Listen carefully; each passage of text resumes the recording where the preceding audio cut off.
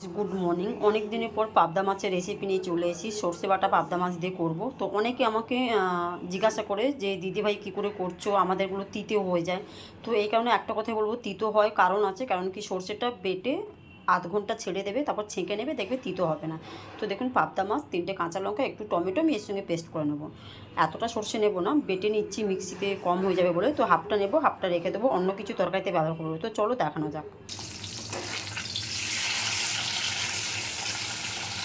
দেখুন, মাছটা আমি হালকা করে ভেজে নিচ্ছি। এখানে দেখুন সর্ষে পেস্ট করে নিয়েছি। এটা আমি 3 থেকে 4 চামচ মতন, এই যে এখানে আমি ছেঁকে নেবো, ছেঁকে আমি দেখাচ্ছি।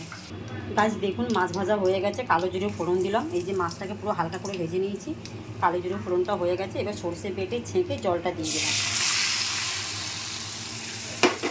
দেখুন ঝোলটা ফুটে গেছে, হলুদ অ্যাড করলাম, নুন অ্যাড করলাম, মাছগুলো সব দিয়ে দিলাম। 2 মিনিট ফুটাবো, ফুটিয়ে আমি তারপর দেখাচ্ছি আপনাদেরকে।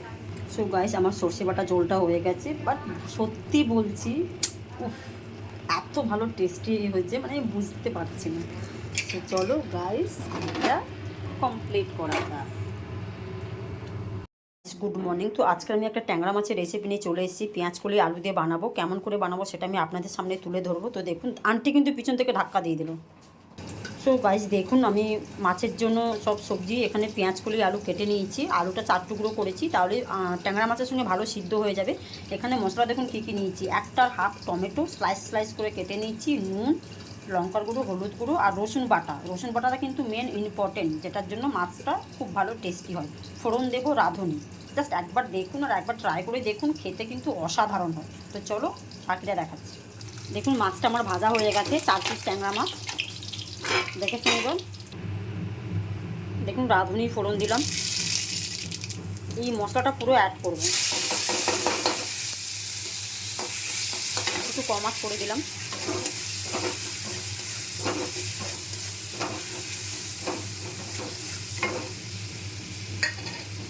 সবজি অ্যাড করলাম। দেখুন, সবজি অ্যাড করে 5 মিনিট ঢাকা দিয়ে দেবো। দেখুন 5 মিনিট হয়ে গেছে, আমি চলে এসেছি, কত সুন্দর কালার হয়ে গেছে দেখুন। এরপরে আমি মাছটা অ্যাড করব। মাছটাও একটুখানি কষিয়ে নেবো, কারণ ট্যাংরা মাছ সিদ্ধ হতে সময় লাগে। কষানোর পরে আমি আবার আপনাদেরকে দেখাচ্ছি। তো চলুন, এখন আরও 5 মিনিট ঢাকা দিয়ে দিলাম।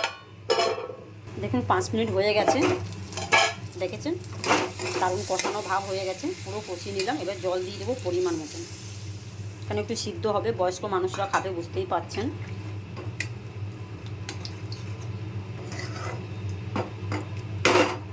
আবার ঢাকা দিয়ে দেবো 10 মিনিট। দেখুন 10 মিনিট হয়ে গেছে, দেখেছেন আমি হাত দিয়ে কিন্তু খুলছি ঢাকনা, কেন এতটাই শীত। দেখুন, কিছুটা ধনে পাতা আর কাঁচা লঙ্কা সবটাই অ্যাড করলাম। দেখুন মাছটা কমপ্লিট হয়ে গেল, কেন কি একার হাতে ক্যামেরা করছি, তাই কড়াই থেকে নামানোর সময় দেখাতে পারলাম না, একবারে বাটিতে খালি করে দেখিয়ে দিলাম। তো এইভাবে করে ট্যাংরা মাছটা করলে খেতে কিন্তু দারুণ হয়। তো চলো গাইস, এখানেই টাটা, বাই। তো গাইস, গুড মর্নিং। টুম্পা পূজা কিচেনে আপনাদেরকে সবাইকে অনেক অনেক স্বাগত জানাই। আপনারা সবাই নিশ্চয়ই খুব ভালো আছেন, আমিও ভালো আছি, বাট খারাপ ছিলাম, এখন একটু ভালো আছি।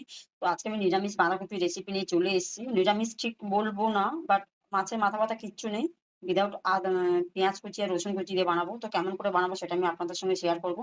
দেখুন, কড়াইতে তেল নিয়ে নিয়েছি, 5 ফোড়ন দিয়ে দিলাম। সো গাইস দেখুন, আমার তেলটা ঠিকঠাক ফোড়ন হয়ে গেছে। এবার দেখুন, এখানে পেঁয়াজ কুচি, রসুন কুচি, আলু আমি টোটালি এটা ভেজে নেবো।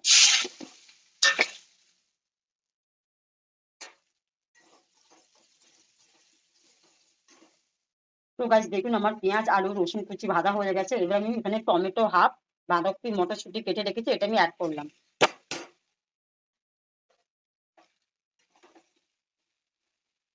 দেখুন, আমার গুঁড়ো মশলা যেটুকু অ্যাড করা থাকবে সেটা আমি অ্যাড করে নেবো। গরম মশলা গুঁড়ো, চিনি, হলুদ গুঁড়ো, নুন, লঙ্কার গুঁড়ো, আর কোনো কিছু মশলা দেবো না। ওইটা দিয়ে আমি এখন এটা চালিয়ে ঢাকা দিয়ে দেবো। দেখুন, পুরো সবজিটা আমি মিশিয়ে নিয়েছি, এবার আমি ঢাকা দিয়ে দেবো। So guys, good morning. আমি আজকে বাটা মাছের সর্ষে বাটিতে হালকা পাতলা ঝোল রেসিপি নিয়ে চলে এসেছি। হঠাৎ করে বাটা মাছ ছিল, তো আন্টি বলে একটা ঝোল বানিয়ে দাও, কেন সর্ষে বাটা ছাড়া আমরা খেতেই পারি না।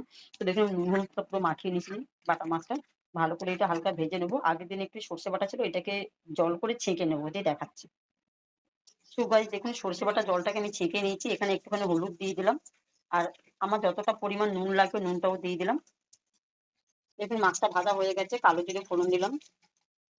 একদম প্লেন সিম্পল ঝোল, 10 মিনিটের ব্যাপার।